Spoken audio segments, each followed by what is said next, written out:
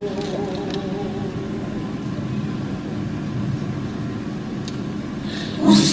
kisim utroy kitai urom kan long tang ya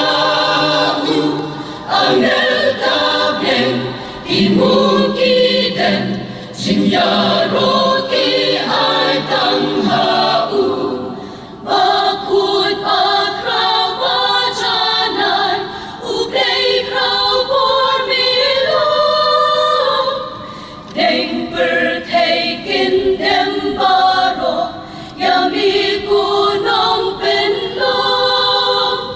himaba ku chong mi kanang ya shadu ki bakut sao dong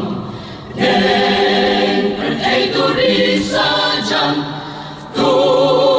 kintiu ki ba jong tang wai kan touching wai ba tim mai ba krau long utrai riu kun ki yen mi la basi sao dong ka khet bang mani yu kun nang ron ki wai ya ro ula jong ching ya al bari bertaituri sajan tu kintiu ki ba jong tang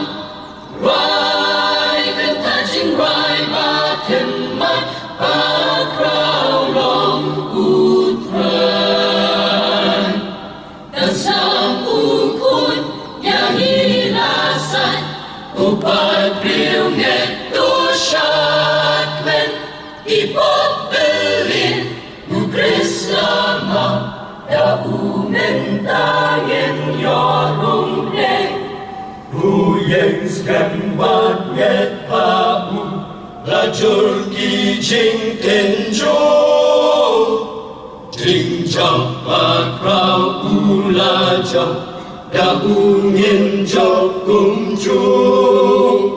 Yin skem ha u trai shat men ha u pen yo mat ki jing ker ku Nen bertaituri sajan tu kintiu ki ba jong tam wai kan touching wai ba tim mai